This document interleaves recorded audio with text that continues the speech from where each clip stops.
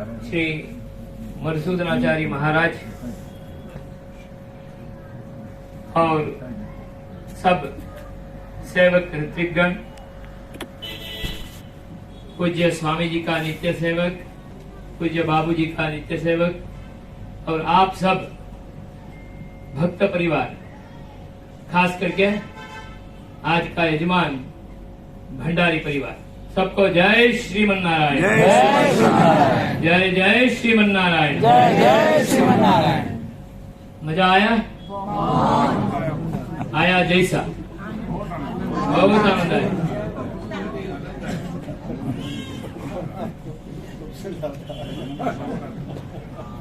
अंत में तो भगवान को मजा आया वो देख। हाँ, मुखोल्लास मुखोल्लास हुआ या नहीं हुआ? हुआ ही होगा।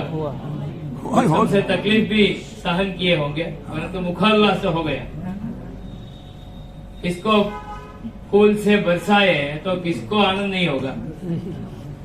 धूप दीप और अलग अलग मिठाइयों से उनको भरपूर सेवा किए तो क्यों मजा नहीं आएगा?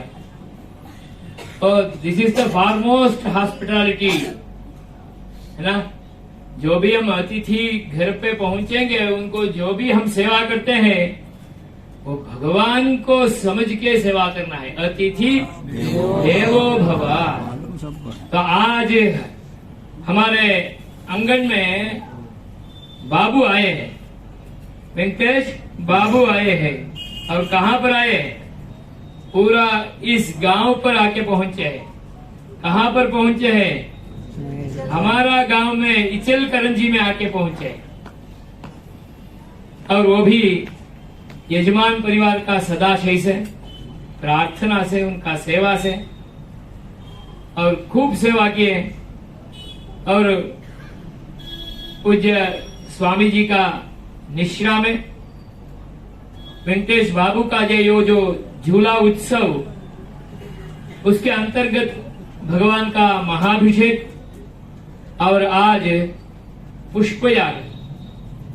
अब पुष्पयाग का प्रक्रिया ऐसा कहा है कि हमने जान से अनजान से साल भर भगवान का सेवा करते हुए कहीं गलतियां हो गई हो, क्योंकि कहीं कहीं भगवान को देखते भी नहीं, ऐसे ही चले गए होते। मंदिर होगा, मंदिर में भगवान विभूषित भी होंगे, परंतु हमारा काम का कारोबार ऐसा है तो भूल से उनको कुछ भी पानी भी चढ़ाते नहीं, कभी कभी ऐसे ही चले जाना पड़ता है, चले गए होंगे।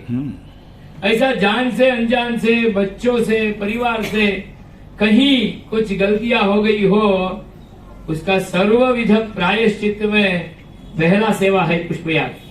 क्योंकि एक बार सब सेवाओं को भगवान को समर्पण करेंगे। साल भर कभी भी गलती कर दिया तो मुझे माफ कर दो, कहीं कहीं सेवा कर नहीं पाए तो भी माफ कर दो, परंतु इसके कारण से हमें भगवान का सेवा से झटकना नहीं है, क्योंकि नित्य मंगल स्वरूप है। उनको एक दिन ऐसा वैभवपूर्ण सेवा करने से हमारे अंतर में ऐसा भाव उतरना है कि एक दिन का सेवा जैसा किया वैसा ही रोज सेवा करने के लिए मुझे मौका दो। मुझे तो देते यहाँ वहाँ इधर उधर कैसे भी मुझे भटकाते भटकाते भगवान को सेवा का मौका तो दे ही देते। इतना वैभवपूर्ण आनंद आता है। और रोज करते करते हमें भी परिष्कार आता है। रोज करते करते भगवान का मुखोल्लास का अनुभव करने का एक महानुभूति आती है ना, वो मुख्य है। हमें भी रोज वही करना है। ये हम बहुत बार हमारा नित्यानुसंधान से चटक जाते हैं। वह नित्यानुसंधान प्रभाव मुख्य है। जब नित्यानुसंधान अच्छा होगी तो विशेष अनुसंधान में भगवान में पूरा प्रेम आएगा, आनंद आएगा। अच्छी तरह से भगवान में हम, भगवान का शरण में हम आ सकते हैं। ऐसा एक आज का एक मौका है। और पुष्पयाग है, उसमें चक्राब्ज मंडल फूलों से सजाया है। ये आप देखे होंगे, हर मंदिरों में ब्रह्मोत्सव होता है। ब्रह्मोत्सव में भगवान का आराधना करते हैं।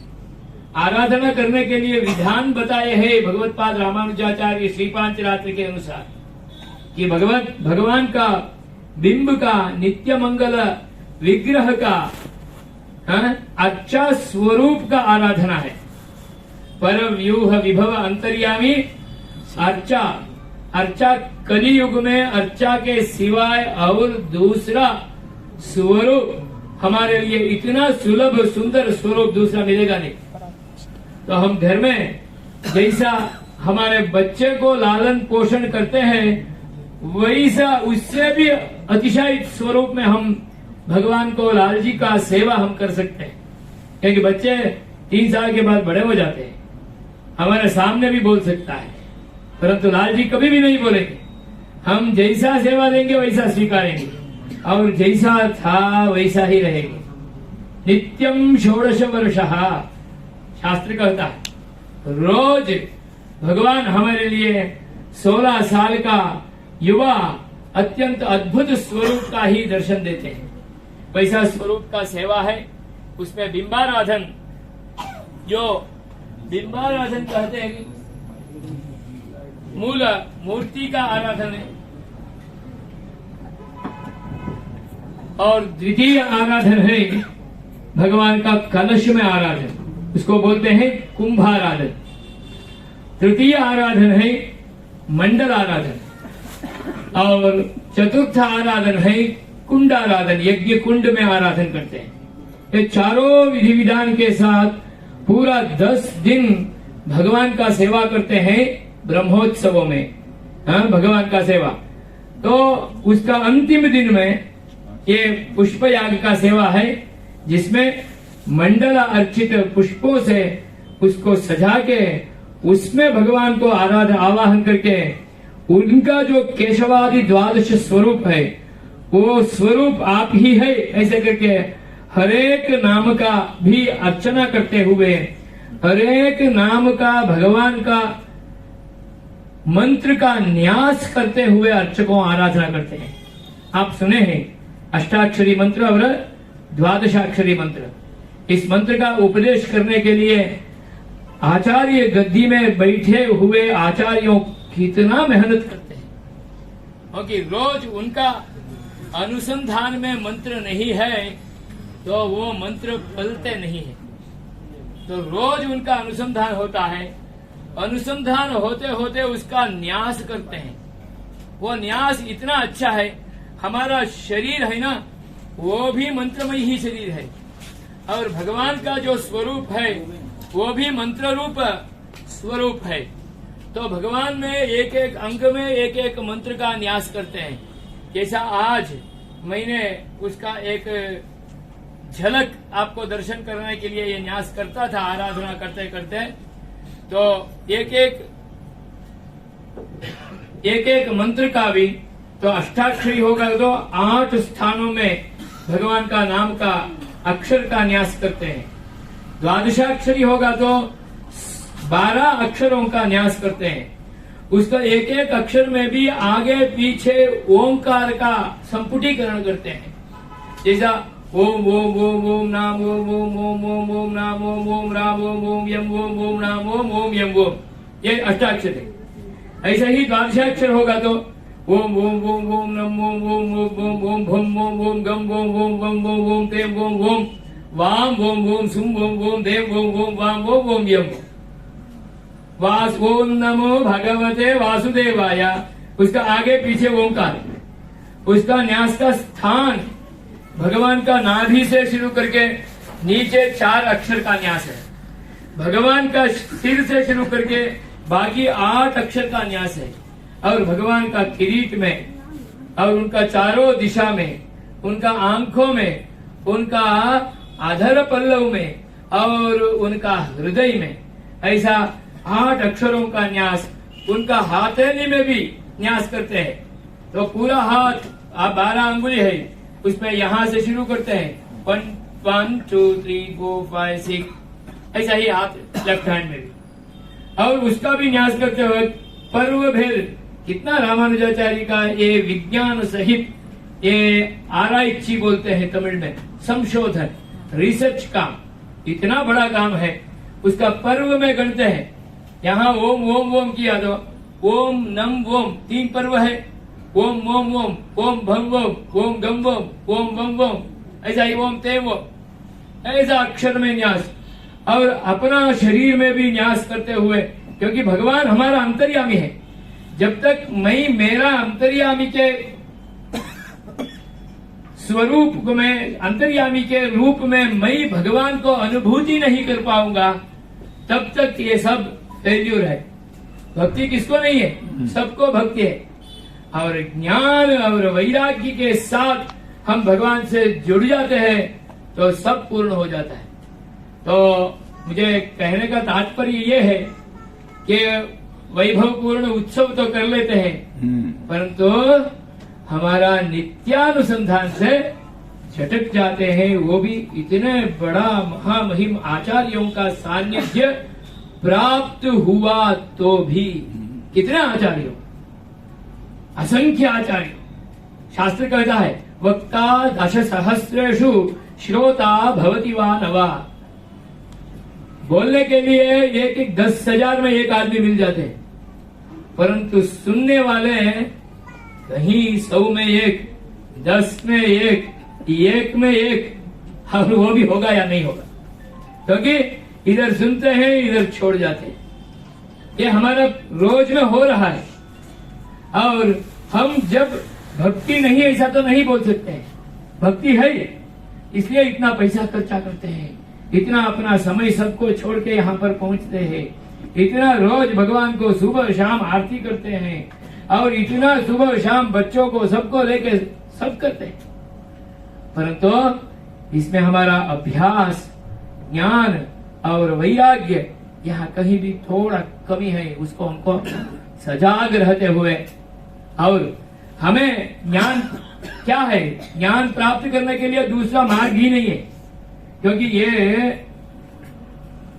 बोलते हैं शास्त्र में भूतानां प्राणिन श्रेष्ठाः प्राणिनां बुद्धिजीविनः बुद्धिमत्सु नराः श्रेष्ठाः नरेषु ब्रह्मवादिनः ब्राह्मणेषु च विद्वांसः विद्वत्सु कृतबुद्धयः कृतबुद्धिषु कर्तारः। यहाँ तक हम पहुंच गए। जान से अनजान से हम कहीं पत्थर या तो क्या बोलते हैं, कोई भी छोड़, ये ऐसा तो हमारा जन्म नहीं हुआ है। हम कहीं नीच प्राणी जैसे तो जन्म नहीं हुआ है, और गाय भैंस जैसा तो नहीं हुआ है। भगवान हमें मनुष्य बना दिए, और मनुष्य में भी हमें इतना अच्छा ब्राह्मण संबंध के साथ, श्री वैष्णव दीक्षा के साथ, आचार्यों के संबंध के साथ भगवान का भागवत बना के यहाँ तक लेके आ गए। यहाँ तक हम पहुंच गए। अभी कहीं थोड़ा चटक जाते हैं तो नीचे ही गिरना पड़ेगा। इतना अच्छा मिल गया है, मौका मिल गया है, एक ही एक काम करना है, कुछ नहीं करना है। ज्ञान और वैराग्य दोनों आ जाएगा। उसके लिए इतना आसानी मार्ग एक ही है, क्योंकि चारों वेद नहीं पढ़ पाएंगे, पुराण नहीं पढ़ पाएंगे, इतना इतिहास है, ये रामायण है, कितना पढ़ेंगे, और पढ़ेंगे तो भी एक के एक विरोध, इतना अव्यवस्था। कुछ नहीं करना, रोज सत्संग में आ गया तो ज्ञान विकसित हो जाए, रोज सत्संग में आ गया तो वैराग्य आ जाता है। ज्ञान और वैराग्य ये दोनों आ गया, भक्ति प्रफुल्लित हो जाएगी और भक्ति का कार्य हो जाएगा। हमारा नित्यानुसंधान प्रकाशित हो जाएगा, और नित्यानुसंधान जब पूर्ण हो गया तो जो आचार्य अवतार करके आए ना, उनका काम पूरा हो गया। नहीं तो तब तक यथार्थ नहीं होगा, नहीं तो तब तक आचार्य को पूर्ण संतोष नहीं होगा। जितना सत्संग, कल कोई एक युवा अपना भजन करते हुए आके भजन किए तो स्वामी इतना संतुष्ट हो गए कि मैं तो ऐसा सोचा भी नहीं था कि ये बालक, ये युवा होके यहाँ पर भगवान का सेवा करते हुए, भजन करते हुए पहुंचेंगे। तो आचार्य का मुखोल्लास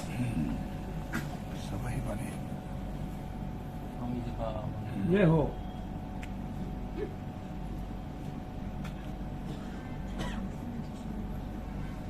आचार्य का मुखोल्लास ये चरमोपाय है, चरम पर्व है। उसके लिए हमें जो करना हो कर देना।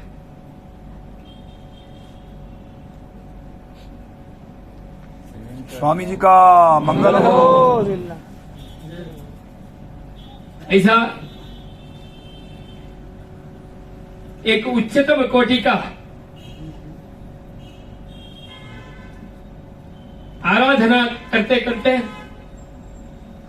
आज पुष्पयाग में लाल जी का सेवा किए हैं।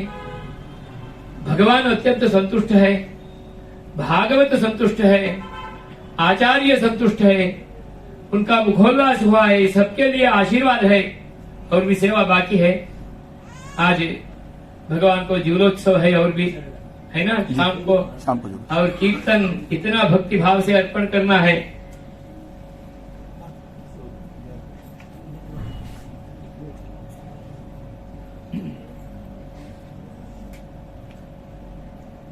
स्वामी जी का कितना बड़े बड़े भावुक विभूतियों भगवान का सेवा करते करते गाते गाते उनमें प्रेम जगाने के लिए इतना मेहनत करते हैं और ये कहीं कभी भी विफल नहीं होना। इसलिए आप सब तो जागृत है और आज इस अच्छा मौके पे भंडारी परिवार को भगवान सर्व मंगल प्रदान करे, ऐसा भगवान का चरणारविंदों में प्रार्थना करते हैं।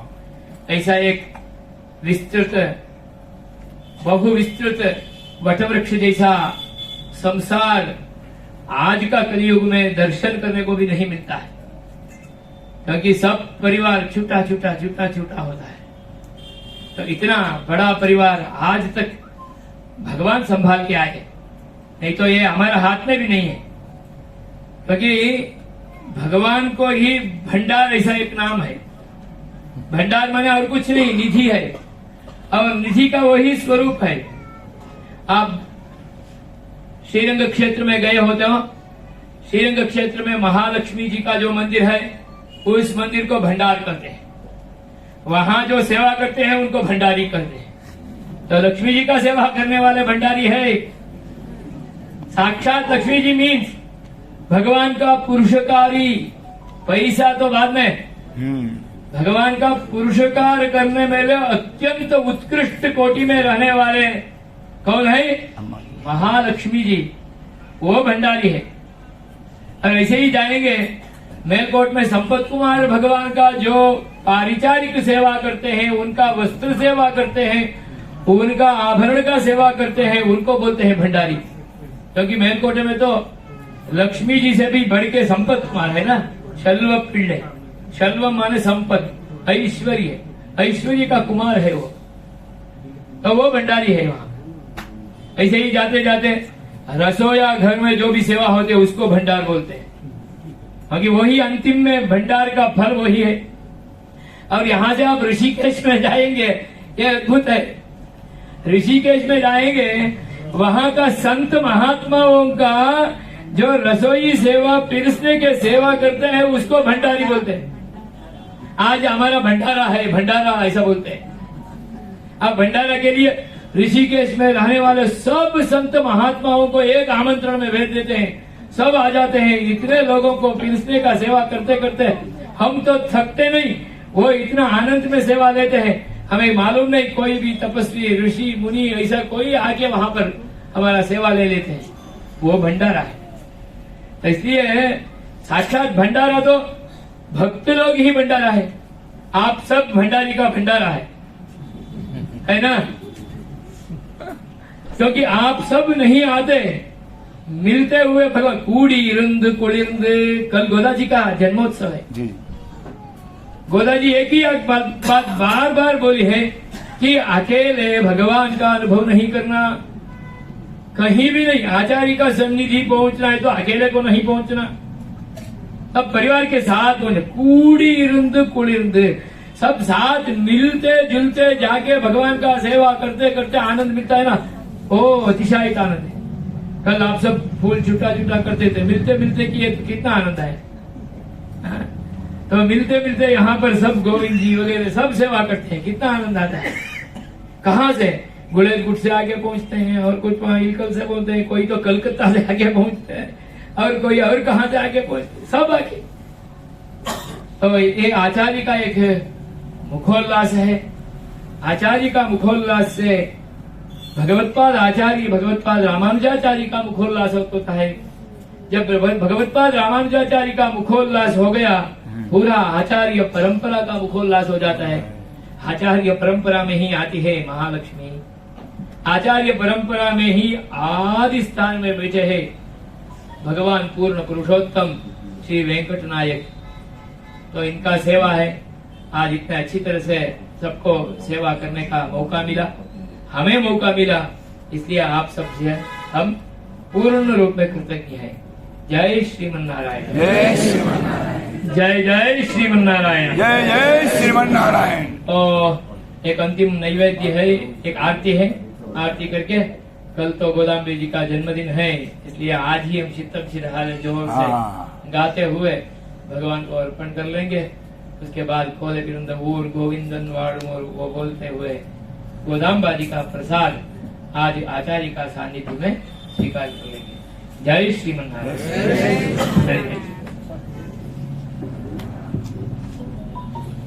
जय श्रीमन्नारायण। देखिए, नित्यानुसंधान का कितना महत्व बताया स्वामी जी महाराज ने। आधार है हमारे बड़े सरकार जी अनंत श्री विभूषित स्वामी श्री सीतारामाचार्य जी महाराज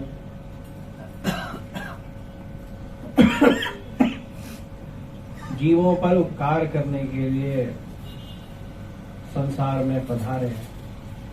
जिन्होंने उनको दर्शन किया था, जिनको उनकी सेवा में रहने का सौभाग्य प्राप्त हुआ था, ऐसे कुछ एक भागवत अभी भी इस लीला विभूति में है।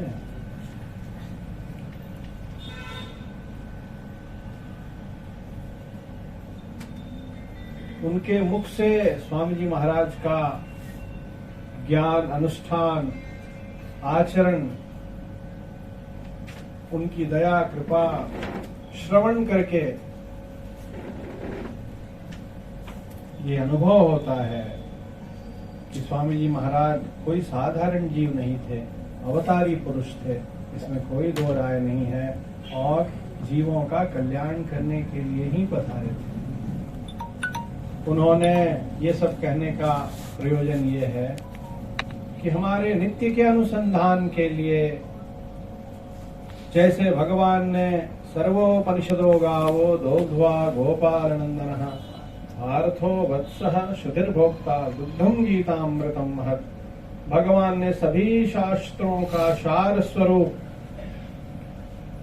गुह्यात् गुह्यतरम परम इति ते ज्ञानमाख्यान गुह्यात् गुह्यतरम विरुष्येतशेषयथेच्छसि तथा गुह्यात् गुह्यतरम जो ज्ञान दिया, शरणागति का जो मार्ग दिखाया, सर्वधर्मान परित्यज्य मामेकं शरणं व्रज अहं त्वा सर्वपापेभ्यो मोक्षयिष्यामि मा शुचः।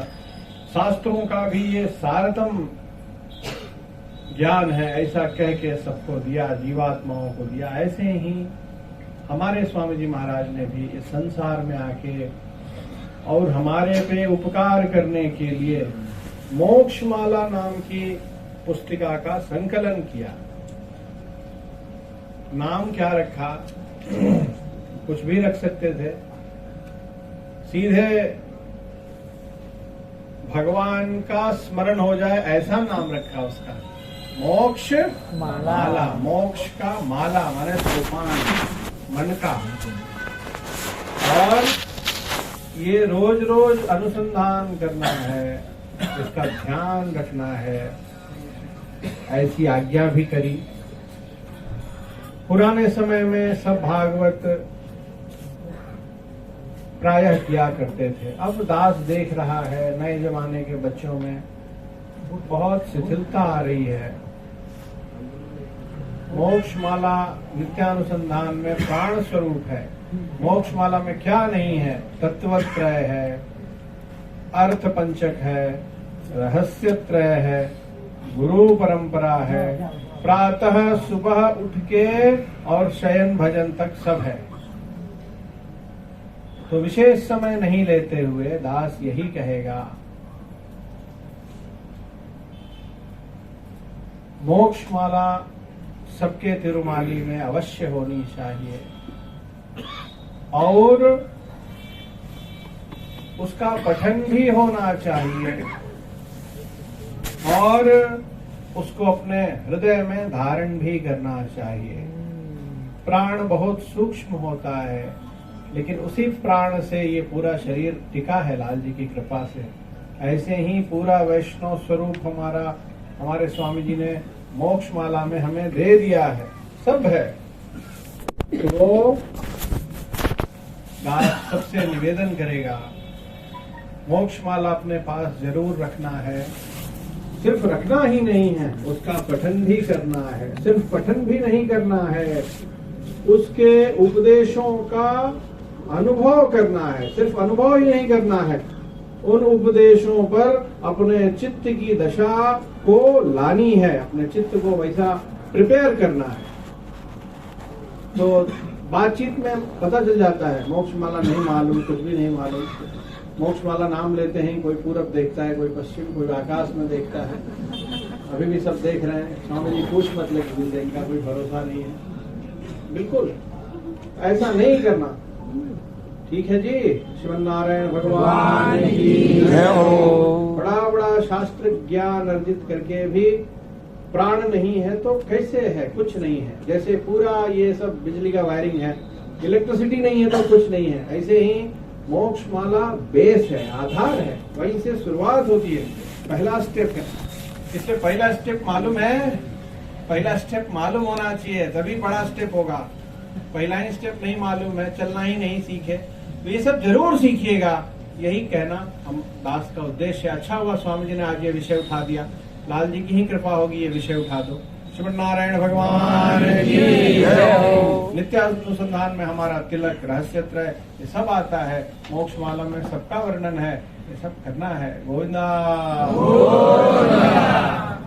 स्वामी जी का मंगल हो, स्वामी जी की जय हो।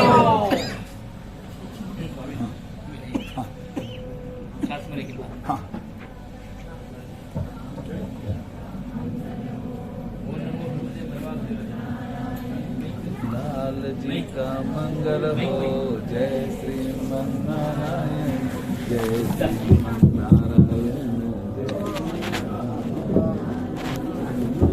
गोविंद।